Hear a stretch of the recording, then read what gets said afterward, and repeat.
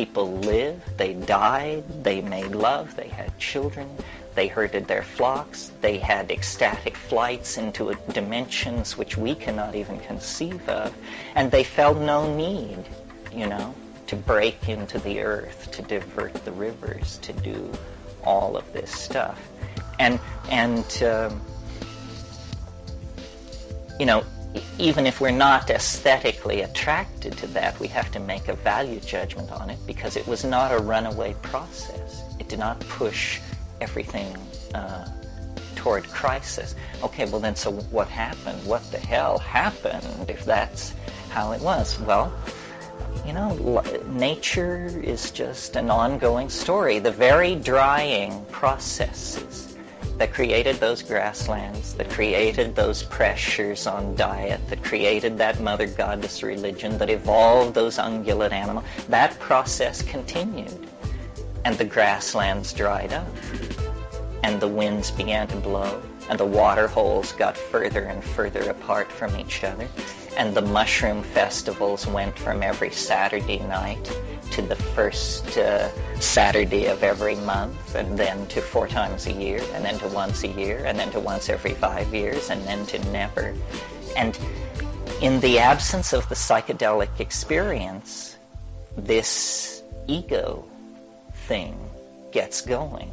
I mean, it is literally like a calcareous growth in the bloodstream of the psyche. If you don't inoculate yourself against it, it will begin to take root and grow, and the world, the boundaries of the world begin to move inward, and you no longer see things on a planetary scale or a millennial scale, or it's just about, my women, my money, my land, my children, all of this stuff. And at that point, you get the appearance of historical civilizations. You have kingship, the age of Gilgamesh. I mean, my God, when you read the story of Gilgamesh, you just wonder what's going on. Gilgamesh spurned the goddess, and the goddess sent a bull, which to me is, symbolic of the mystery of the mushroom, the ungulate herding horned animal, the crypto symbol. The goddess sends a bull, and he rejects the bull. He rejects the goddess. He rejects the bull.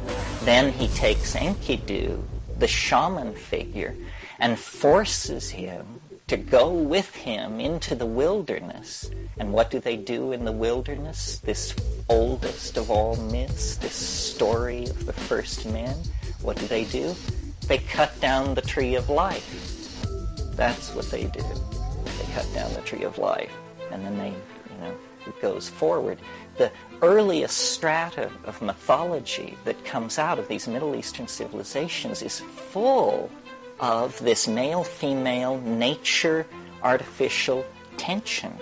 The story of Genesis is a similar thing. I mean, what's happening in Genesis is history's first drug bust. A woman is involved with a plant, and the plant opens their eyes, and they see that they are naked, which happens to be the case. They are naked. So in other words, they grok their true existential condition. And Yahweh, wandering around mumbling to himself in the garden, says, this thing that these people have done, what if they eat of the fruit of the tree of life? Then they will be as we are. So it's very clear that there is concern to withhold knowledge, that human beings are to be held in an inferior position. Otherwise, if they were to eat of the fruit of the tree of life, of knowledge, they would be as we are. So there's this whole tension. And in the story in Genesis, you'll recall Adam and Eve are cast out of Eden, and an angel is set at the east of Eden with a burning sword. Well, what I take this to be about is it's a story from a strata where already the shift to the dominator culture has taken place. But they're looking backward at the partnership society on the grasslands of Africa. And the angel with the burning sword is nothing more than the sun. That they literally were cast out of Eden. Eden disappeared around them. It dried up and blew away. And there was nowhere to go but the Nile Valley and Palestine. And these people who appear in the Nile Valley and Palestine at about 9,800 BC, called Natufian, come out of nowhere with a very high culture and a tremendous ability to exploit plant resources. And I think they are the remnants of this partnership culture. And you see the way in which all this ties into the present and attempts to be more than just a kind of cultural reconstruction of prehistory is we're trying to understand who we are, why we are the way we are. Well, the major thing that now that we have transcended ideology, and nobody gives a hoot whether you're a Marxist or any of that anymore because we've all seen through that, the new issue is human nature. And it evolves around this drug thing. Is it the true and purest expression of human nature that you should drink nothing but cold water and eat nothing but raw vegetables, and any departure from this is an abomination? And then when you get to drugs, this is really an abomination. What should be our relationship to substances, and why are we the addictive creatures that we are? I mean, I know that elephants intoxicate on papayas and bumblebees get loaded on sugar water and this and that, but human beings addict to dozens of substances, to behaviors. I mean, all kinds of things. A guy goes out in the morning to pick up his paper off his porch, and it's not there. And he has a heart attack. He has to sit down. My God, what am I going to...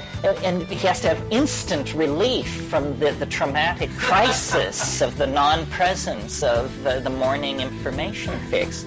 And the phenomenon of falling in love, which doesn't really happen with other animals. I mean, other animals bond, but they don't go bananas in the way that we do on this issue. We're chemically highly cued in a way that a lot of animals around us aren't. So then history, because of this addictive drive within us that we have, because of this disrupted symbiotic relationship in prehistory. See, we're looking for the score, but we can't quite find it. Imperialism doesn't do it. Heroin doesn't do it.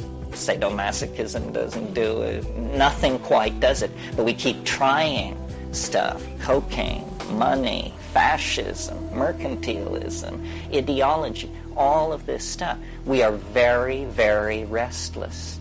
And the path of our restless, frantic peregrinations across the intellectual landscape is what we call history. It's our effort to try and get straight, get back to something which we feel we deserve and that we lost, and that we don't know quite what it was. Well, meanwhile, in the rainforests, in the Arctic tundra, these little brown people have been keeping the gnosis going, never questioning, never doubting, millennia after millennia, going into these hyperdimensional mind spaces and operating there. While this has been going on, we have been elaborating positivism, scientific philosophy, building atom smashers, so forth and so on. We have created, then, out of our infantile cultural style, what Eric Fromm would call a fecal cultural style, because we just excrete stuff, all kinds of stuff. they have held this mystery. But to my mind, the mistake that has been made is that it's been thought that they understood it. That we now go to the shamans and they will explain to us what the inner skinny is on all this. That isn't it. There's no explaining this. Once you've been there, you know the futility of a notion like understanding the psychedelic experience. It's like understanding the ocean or understanding a planetary ecology. We think that things are to be understood, but some things are simply to be, what's the word, appreciated, imbibed, to be in the darshan of them.